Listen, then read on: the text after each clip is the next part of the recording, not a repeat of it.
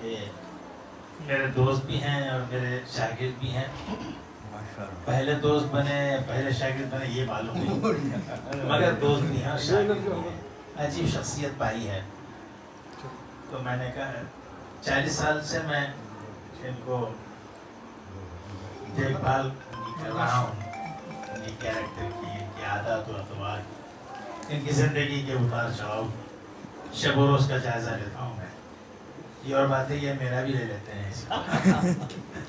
تو میں نے چاہا کہ ان کا خاکہ لکھوں اور آپ حضرات کی نظر کروں. میں نے کچھ لکھنے کی کوشش کی ہے.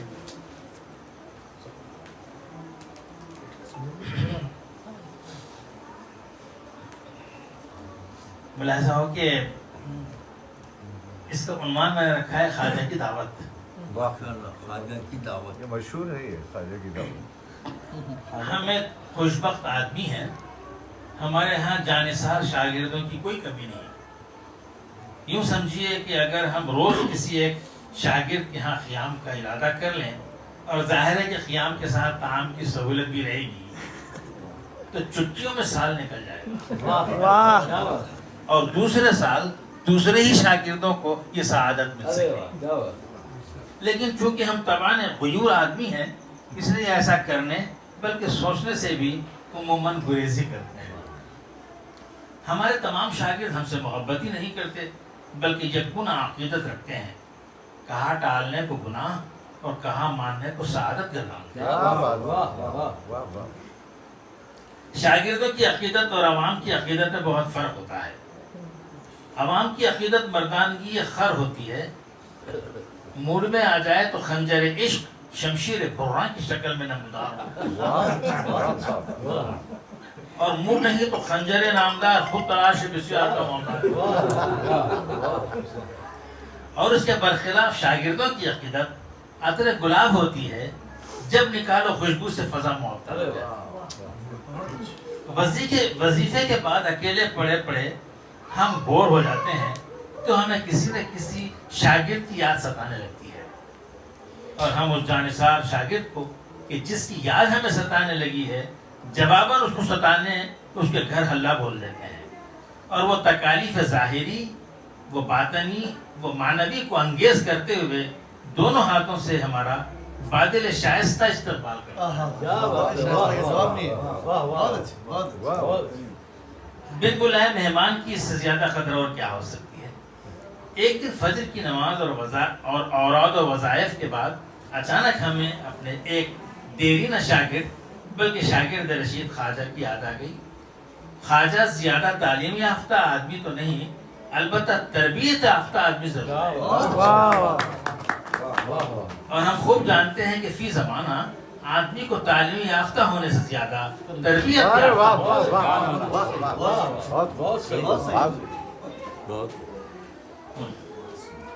چاہیے کیونکہ تعلیم یافتہ اپنا بھلا سوچتا ہے اور تربیت یافتہ دوسروں کا بھلا سوچتا ہے. ہم تعلیم یافتہ آدمی ہیں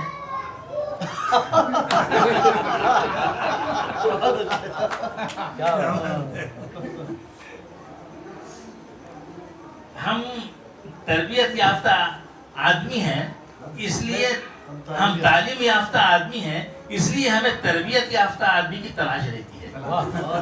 ارے واہ، تاکہ جو کمی ہم میں ودیت ہے وہ ان نفوس بے بدل کی صحبت تامہ سے حاصل ہو. ویسے سچ پوچھا جائے تو ہمیں نہ تعلیم سے غرض ہوتی ہے نہ تربیت سے، البتہ اس محبت سے غرض ہوتی ہے جو ہمارے قیام و طعام کا سبب حقیقی بن سکے. یاد آنا ہی تھا کہ ہم نے فون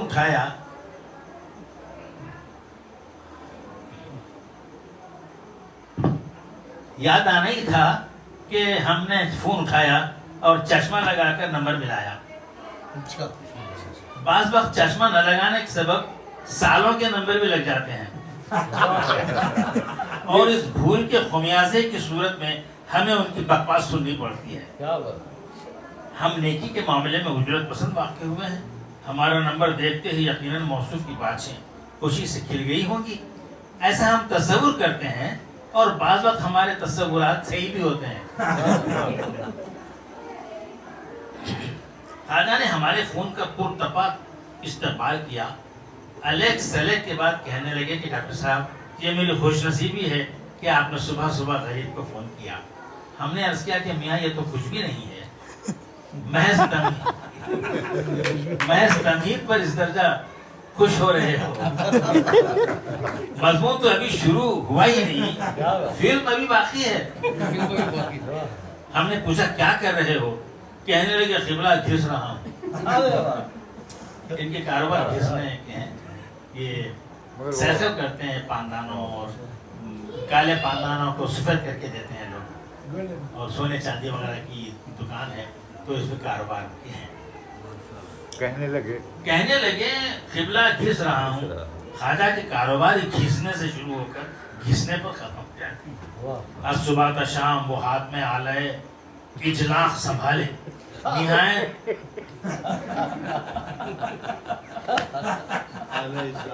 جس کو عرف عام میں مسخلہ کہتے ہیں, نہایت تندہی سے سونے اور چاندی کے زیورات پر اپنے مضبوط ہاتھ چلاتے رہتے ہیں. نیز شادی میں دیے گئے ان پاندانوں کو گھس کر چمکا دیتے ہیں جو عدم استعمال کے سبب کالے پڑ چکے ہوتے ہیں. لوگوں نے اپنے پاندان سے پان کھانا چھوڑ دیا ہے, اس لیے پان کھا کر تھوکنے کا رواج ختم ہو گیا ہے. لوگوں نے اپنے دہن لطیف سے پان کھا کر تھوکنے کی گالی کو بھی فراموش کر دیا ہے.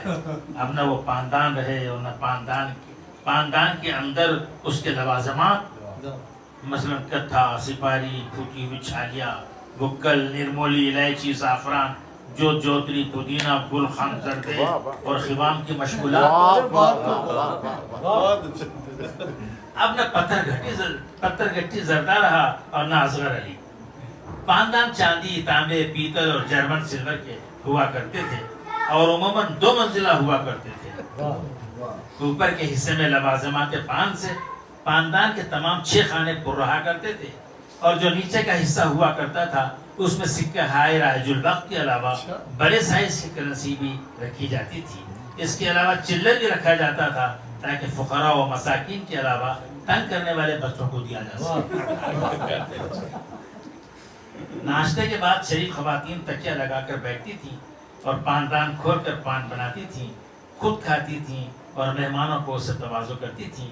اور فارسی کا یہ محاورہ ان کی نوک زبان پر ہوا کرتا تھا کہ تحفہ درویش برگ سبز است. ہم نے اپنی دادی کے ہاتھ سے جو پان کھایا ہے وہ مزہ پھر ہمیں پان کھانے میں آیا ہی نہیں, اس لیے ہم پان کھانا ہی چھوڑ دیا. اب اگر کوئی پان پیش کرتا ہے تو شکریہ کے ساتھ قبول کرتے ہیں اور یہ دعا دیتے ہیں کہ سرخرو کر دی سرخرو باش. 9 لڑکیاں اس عہد میں پان نہیں کھاتی تھی, لیکن جب پان کھاتی تھی تو پان کی سرخی سے ان کے لب انار لگتے تھے. خواجہ شادی میں دیے گئے پاندانوں کے علاوہ چاندی اور سونے کے زیورات کو بھی اجلا کرتے ہیں, جو سیم تنوں سے صحبت تامہ کے طفیل اپنے آپ کو کھو دیا ہے. ظاہر ہے کہ چاندی جیسے بدن کے سامنے چاندی شرما کر کالی پڑ جاتی ہے, اور سونے جیسے دست و پا سے نسبت پا کر سونے کی تقدیر ہو جاتی ہے. اور خواجہ ان شرمندہ شباب کو آب و تیزاب میں ڈبو کر انہیں اس درجہ کھینچتے ہیں کہ گئی ہوئی چمک لوٹاتی ہے اور زبان حال سے کہتی ہے کہ میں گیا وقت نہیں ہوں کہ پھر آدمی نہ سو. اور خواجہ ان زیورات کو بارے دیگر پہننے کے لائق بنا دیتے ہیں. صوفی کا دل بھی جب آلائش دوگیتی سے متاثر ہو کر اپنی چمک کھو دیتا ہے تو پیر مغاں ضرب جلی کا حکم دیتا ہے. کیا بات ہے ضرب جلی کا حکم دیتا ہے, اور صوفی اللہ کی ضربوں سے اپنے دل کو پاک و مطہر کرتا ہے. اور جب دل پاک و مطہر ہو جاتا ہے تو پھر اس کا دل حسد حرص سے بیگانہ ہو کر بحر ہو میں غوطہ زن ہو جاتا ہے. اگر یہ کہا جائے تو بیجا نہ ہوگا کہ دل کی دھڑکن خود ایک ضرب مسلسل ہوتی ہے. کیا کہنے صاحب تقدیر کو جب دل کی ضربوں کا عرفان ہوتا ہے تو وہ وجد میں آ کر یہی تو کہہ اٹھتا ہے کہ رگوں میں دوڑتے پھرنے کے ہم جو آنکھی سے ٹکرا تو پھر نہ ہو جائے۔ حسین اور تجربے کار خواتین جب خواجہ کو اپنے سونے چاندی کے زیورات دکھاتی ہیں تو ہم یہ سوچنے پر مجبور ہو جاتے ہیں کہ خود ہم نے یہ کاروبار کیوں نہ اختیار کیا۔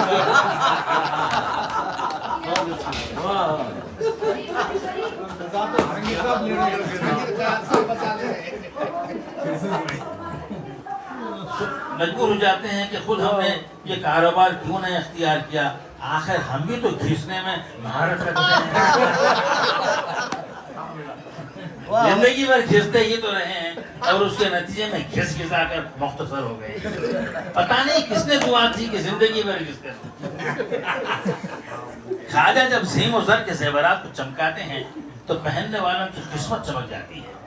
دوسری خواتین ان زیورات کو دیکھ کر حسب روایت جلنے لگتی ہیں، ہم نہیں جلتے۔ ہماری نگاہیں اتنی کم ہمت نہیں کہ محض زیورات میں الجھی رہیں۔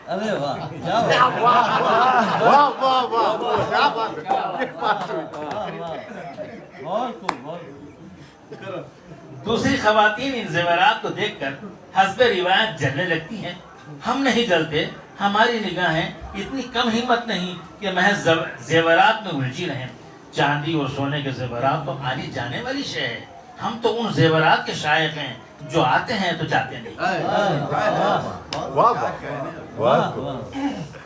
ہم تو ان زیورات کے شائق ہیں جو آتے ہیں تو جاتے نہیں۔ مثلا زیور تعلیم، زیور خلق، زیور نفاست، زیور طہارت، زیور جمال اور زیور کمال وغیرہ وغیرہ۔ ہم ان لوگوں کو طفل شیر خار سمجھتے ہیں جو سیم و زر کو مقصد حیات بنا لیتے ہیں۔ ان جھنجھنوں سے بچے بہلتے ہیں، بڑوں کے جھنجھنے کچھ اور ہوتے ہیں۔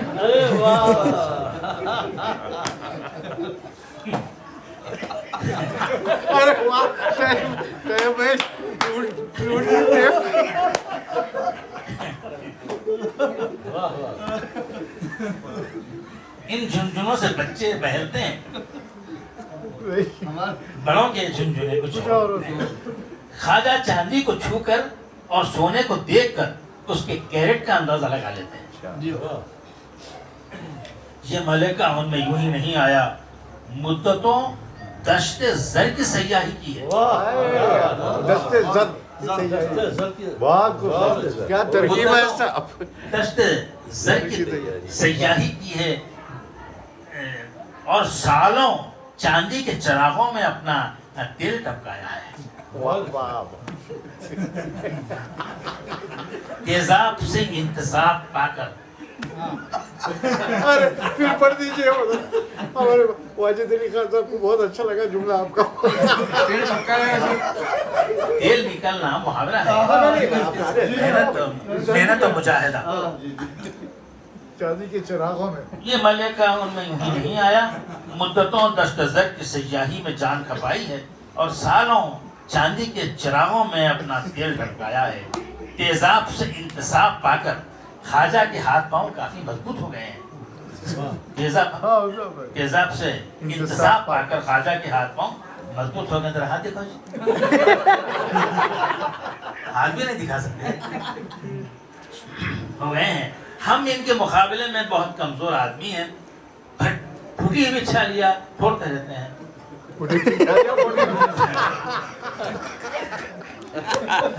واہ واہ، ہم ان کے مقابلے میں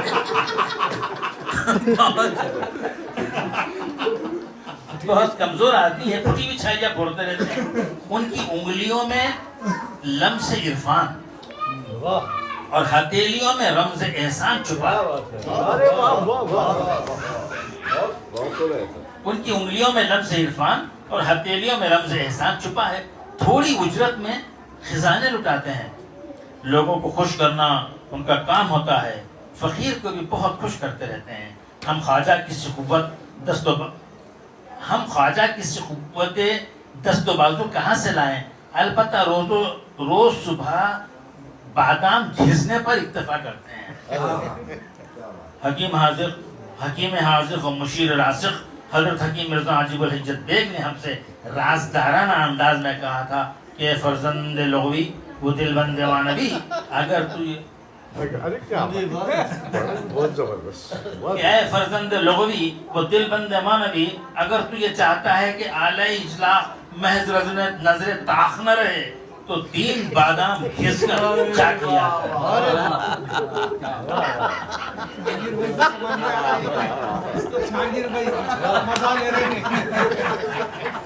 یہ بھی چاہتے ہیں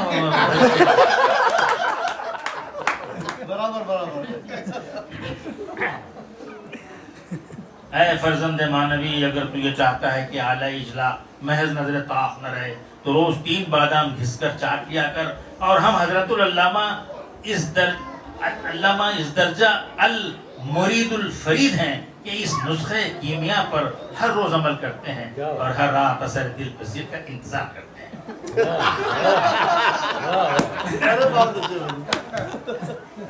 لیکن یہ انتظار فرحات اچھا اور یہ خواب شیریں ہو کر رہ جاتا ہے۔ کیا بات ہے، واہ واہ واہ۔ ہم نے حکیم والا تبار سے شکایت کی تو ارشاد فرمایا کہ ہر کے ازبر نیز حکمت نیز پھول بہاروں میں کھلتے ہیں، عہد خزاں میں نہیں۔ ارے کیا بات ہے، واہ واہ۔ خواجہ کسان کہاں سے گرا؟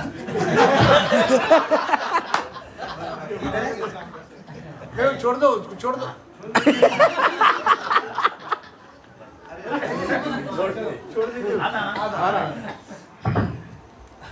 خواجہ کی ساری زندگی ابتلا و آزمائش سے 2-4 ہی نہیں بلکہ 8-80 رہی، لیکن جادہ حیات میں ان کے قدم ڈگمگانے سے باز رہے۔ ان کی شریک حیات ایک جفاکش اور معاملہ فہم خاتون ہیں، کیسے ہی ناگفتے ہوئے حالات کیوں نہ ہوں، عشق و استقلال سے اپنے شوہر کا ساتھ دیا اور ساتھ دے رہی ہیں۔ اب یہی دیکھیے 12 برس تک اولاد کو ترستی نہیں، لیکن زبان پر شکوہ و شکایت کا کوئی حرف نہیں لایا، اور جب خدائے برتر مہربان ہوا تو اولاد کی لائن لگ گئی۔ آدمی بے صبر ہے، ورنہ خدا کے ہاں نعمتوں کی کوئی کمی نہیں۔ خواجہ محبت کا پیکر ہیں۔ ایک دن ہم نے یوں ہی کہہ دیا تھا کہ یار دوسری کرنے کے یہ لگا دیں گے، کٹ کر آواز آ رہی ہے۔ میں لگا لوں۔ خواجہ محبت کے پیکر ہیں۔ ایک دن ہم نے یوں ہی کہہ دیا تھا کہ یار دوسری کرنے کے بعد اب تیسری کرنے کے لیے دل مچل رہا ہے۔ پاکستان کی ضعیف العمر صاحب جمال پاکستان کی ضعیف العمر اور صاحب جمال اداکارہ عتیقہ اودھو نے 2 سے طلاق لے کر تیسری مرتبہ شادی کی ہے۔ اب اگر وہ تیسری مرتبہ طلاق لے لے تو ہم اس سے شادی کرنے کے لیے تیار ہیں۔ ہنوز 50 سال میں 25 کی لگتی ہیں۔ اس طرح ہندوستان اور پاکستان میں ایک رشتہ لطیف تو قائم ہو جائے گا۔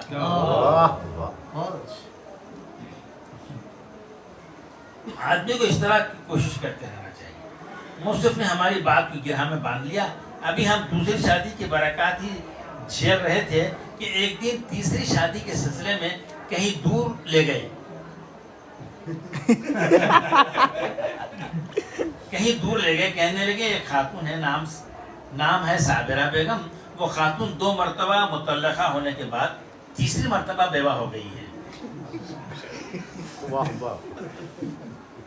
ہم شوق کا طوفان لیے مصطفیٰ کے گھر پہنچے تو ان کے داماد سے ملاقات ہوئی۔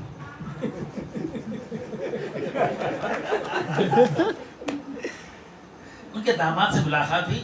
داماد نے اپنی ساس کی شرافت کی گواہی بلکہ دہائی دیتے ہوئے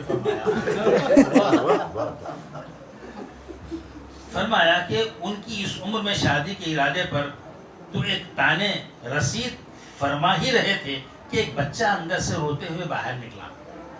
داماد نے بچے سے کہا کہ دادی سے بولو کوئی 2 آدمی آپ سے ملنے آئے ہیں۔ ہم نے جو لفظ دادی سنا تو سر سے پاؤں تک کانپ گئے، اور اسی حالت میں کچھ ایسے غائب ہوئے کہ اس گلی، اس مکان، اس محلے کے کسی زمانے میں جب وہ اتوار کے دن اپنی دکان بند کر دیا کرتے تھے تو صبح صبح فقیر کے ہاں پہنچ جاتے تھے اور ہمارے ہاں پہنچ کر 3 کام نہایت اہتمام سے کیا کرتے تھے. کسی نیک نام ہوٹل میں ناشتہ, کسی دور کے تھیٹر میں میٹنی شو اور کسی خدا رسیدہ بزرگ کے مزار اقدس پر حاضری. کیا بات. اب آوارہ گردی کی ہمت رہی نہ گل چھرے اڑانے کا شوق.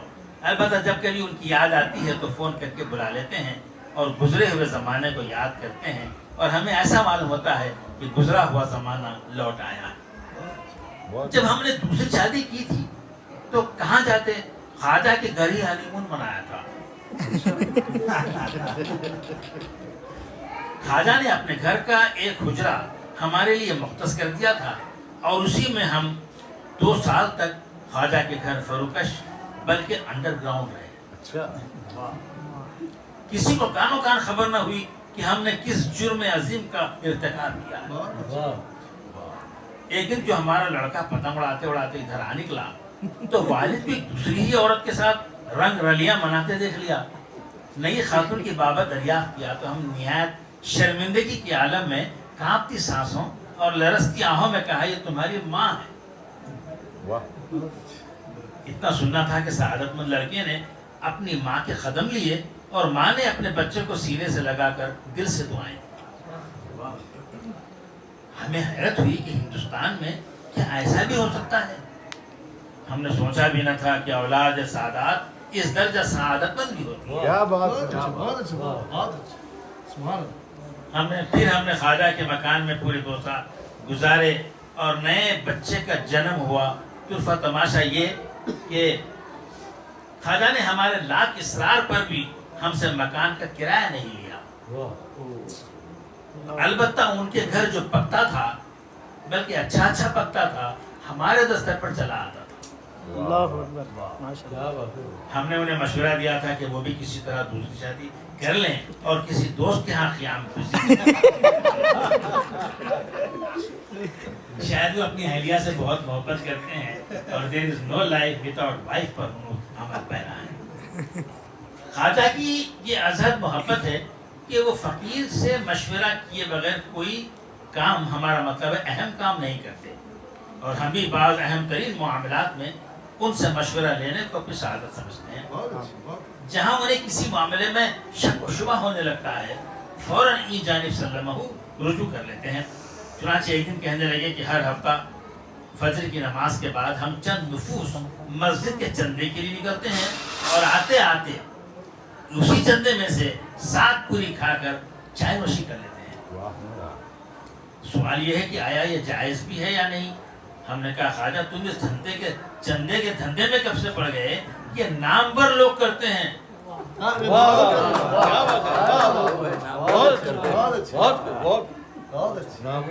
ہم نے کہا خواجہ تم اس چندے کے دھندے میں کب سے پڑ گئے؟ یہ نامور لوگ کرتے ہیں, تم جیسے گمنام لوگ نہیں.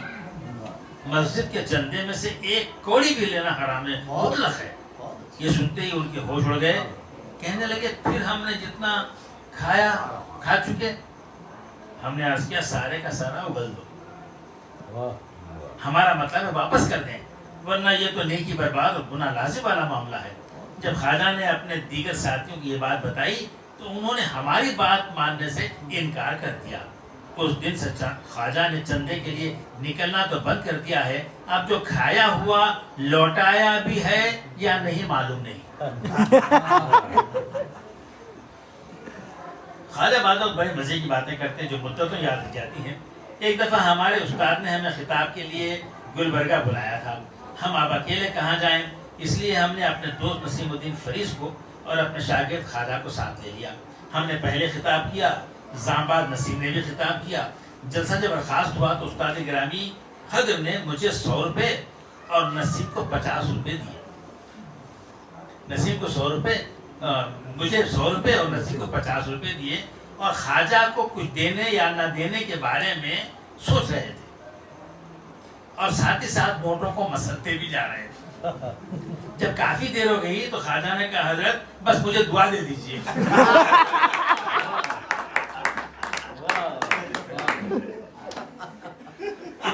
بننا تھا کہ ہم ہنسی سے لوٹ پوٹ ہو.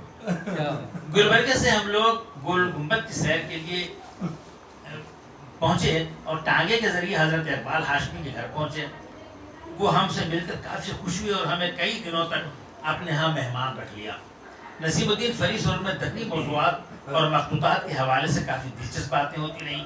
جب 2-1 دن ہو جاتے تو ہمیں 2-1 دن کے لیے اور رکھ لیا کرتے. اللہ انہیں جزائے خیر دے کہ دین وقت ہماری اچھی غذاؤں سے خاطر کی جاتی تھی, وقت پر چائے آ جایا کرتی تھی. ہم بھی خوش تھے اور سوچتے تھے کہ اسی طرح 2-1 ہفتے اور کٹ جائیں تو بہتر ہے. مرشد کی یہ خاطر تواضع دیکھ کر ان کے مرید ہم سے چلنے لگے اور ہم سوچتے تھے کہ مرید کچے ہیں ورنہ جلتے نہیں. بہت خوب صاحب. مرید کچے ہیں ورنہ جلتے نہیں. مہمان رہتے رہتے ہمارے بال بڑھ گئے تھے. اقبال ہاشمی صاحب حجامت تو کروا نہیں سکتے تھے, لہٰذا ہم نے ہی حجامت کروا لینے کی ٹھان لی اور ایک حجامت خانہ جا پہنچے. پہلے فقیر نے حجامت کروائی, پھر نسیم نے. پیسے ہمارے پاس تھے. اب خواجہ کی باری آئی. جب خواجہ داڑھی بنا رہے تھے تو ہم بور ہو کر باہر جانے لگے تو حجامت کرواتے کرواتے خواجہ نے چیخا, کیا بھائی گلا کٹوانے کا ارادہ ہے؟ یہ سن کر ہم پچھلے پاؤں لوٹ آئے اور ہنس ہنس کر لوٹ پوٹ ہو گئے. اس واقعے کو گزرے ربع صدی ہو گئی ہے لیکن وہ آج بھی ہمارے ذہن میں محفوظ ہے جس سے ہم محظوظ ہوتے ہیں. خواجہ کے اندر محبت اور فرما برداری خود پر بھی ہے بھری ہے. اب یہی دیکھیے, جب ہم نے فون کیا کہ خواجہ تم نے ناشتہ تو نہ کیا ہوگا, فقیر کا بھی یہی ارادہ ہے کہ ناشتہ تمہارے ساتھ کریں. کہنے لگے چشمہ ماں روشن دل ماشاد تشریف نے فرمائی. ہم نے انہیں اتنی فارسی تو سکھا دی ہے کہ سند رہے اور وقت ہو. ہم نے پوچھا ناشتے میں کیا ارادے ہے؟ کہنے لگے حضرت جو ارشاد فرمائے. جب سے ہم نے انہیں قرآن پڑھایا سکھایا ہے وہ ہمیں قبلہ و کعبہ کے علاوہ حضرت بھی کہا کرتے ہیں اور بعض وقت موڈ اچھا ہو تو اعلیٰ حضرت کہنے سے بھی نہیں چکتے. اور ہم والی دکن میر عثمان خان بہادر کی روح پر فتوح سے شرمندہ ہو جاتے ہیں. اب خواجہ کو کیا پتا کہ واقعی ہم کتنے حضرت اور کتنے اعلیٰ حضرت. ہم نے کچھ سوچ کر عرض کیا, کھچڑی بنوا دو کافی ہے. کھچڑی بنوا دو کافی ہے. ہاں کھچڑی میں اصلی گھی ہو تو ناشتے کا مزہ آ جائے گا. کہنے لگے بالکل بالکل. پھر ہم نے عرض کیا کہ خواجہ تم تو جانتے ہو کہ ہم کافی چھوٹے آدمی ہیں اور چھوٹی چھوٹی چیزوں ہی کو پسند کرتے ہیں. چھوٹے کا خیمہ منگوا لیں. چھوٹے کا خیمہ منگوا لیں. خواجہ کی آواز آئی, حضرت سمجھ گیا. پتہ نہیں انہوں نے ہمارا مطلب سمجھا یا خود ہمیں سمجھ لیا. ہمیں ارشاد فرمایا کہ خواجہ ابھی نہیں سمجھے, سمجھنے کی بات تو اب آ رہی ہے. نیم بشت انڈے نہ ہو تو کھچڑی کا لطف ہی جاتا رہتا ہے. ساتھ ساتھ 2 انڈے ابال بھی لینا. اگر یہ نہیں تو وہ چل جائیں گے. لیمو کا اچار تو لازمی شے ہے. اس کی تلسی اشتہا کو مہمیز دیتی ہے. تلسی اشتہا اور مہمیز کو وہ خوب جانتے ہیں. مدتوں روبروئے این فقیر زانو ادب تو طے کیا ہے. اگر اتنی اردو بھی نہ آئے تو ہمیں ڈوب مرنے کی ضرورت ہے. ہم محسوس کر رہے تھے کہ ہماری فرمائشوں کو سنتے سنتے خواجہ کے کان پک گئے تھے اور کھولتے ہوئے خون کا دھواں ہمارے خون سے نکل رہا تھا. ہم نے کہا خواجہ کو زیادہ تکلیف نہ کرنا. یہ کہتے ہوئے ہم نے اپنی بیگم کو آواز دی, ذرا وہ نیلے رنگ کا سوٹ کو نکال دو جو عباس حسین جنیدی نے ہمیں اپنی صاحبزادی کی شادی میں سلوایا تھا. شاید انہوں نے ارادہ کر لیا تھا کہ اگر ان کی صاحبزادی کی شادی پکی ہو جائے تو استاد کو سوٹ سلوائیں گے اور انہوں نے ارادہ پورا کر لیا. اب ہم صدق دل سے ان کی دوسری لڑکی کی شادی کی دعا کر رہے ہیں. پھر ہم نے بیگم کو آواز دی, ذرا وہ سرخ ٹائی بھی نکلوا دیں جو تمہارے داماد میاں اصغر نے امریکہ سے بھجوائی تھی. بیگم نے آواز دی, اتنا بن ٹھن کے کہاں جا رہے ہو, ارادے تو نیک ہیں. ہم نے کہا نیک وقت ہمارے ارادے ہمیشہ ہی نیک ہوتے ہیں, لوگ البتہ ہمارے ارادوں کو پورا ہونے نہیں دیتے. خواجہ نے ہمیں ناشتے پر بلایا اور ہم مہمانی کا حق خوش خوشی سے ادا کرتے ہیں. منہ بنا کر کہنے لگی, صبح صبح لوگ سوتے ہیں اور تم سوتوں کو جگاتے ہو, ہم نے عرض کیا مولانا حالی نے تو ساری قوم کو جگایا تھا، کیا ہم ایک آدمی کو جگا نہیں سکتے؟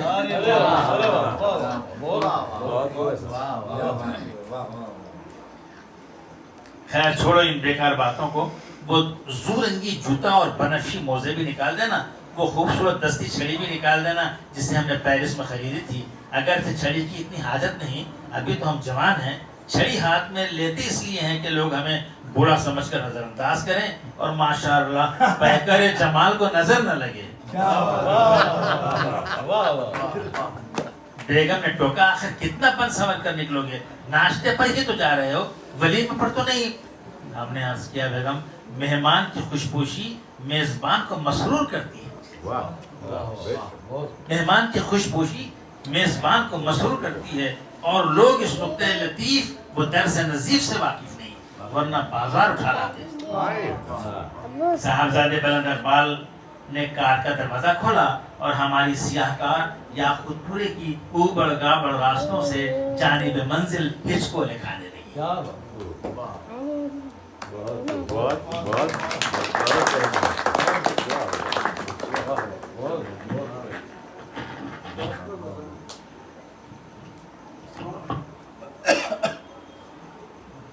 میں شکر گزار ہوں آپ حضرات کا کہ آپ نے پوری دلچسپی سے اس میں علی بس سنائیے ایک چند لائنوں کا مضمون